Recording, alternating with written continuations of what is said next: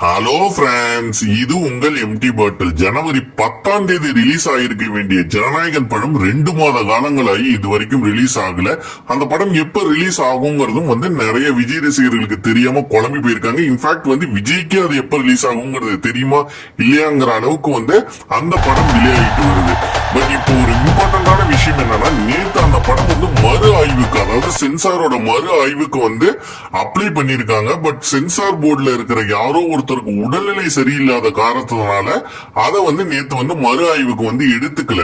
So next அதை எப்ப எடுத்துக்க போறாங்கிறதும் தெரியல.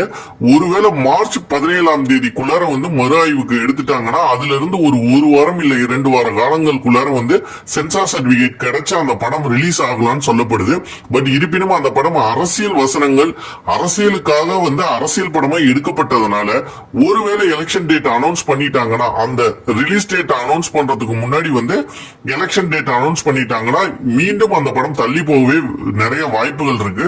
சோ தேர்தலுக்கு முன் ஜனநாயகன் படம் வர்றது நிச்சயம் டவுட்ஃபுல் அப்படின்னே தான் சொல்லப்படுது. தேர்தல் முடிஞ்சு ஒரு வார காலத்துக்கு அப்புறம் அந்த படம் ரிலீஸ் செய்யப்படலாம் சொல்லப்படுது.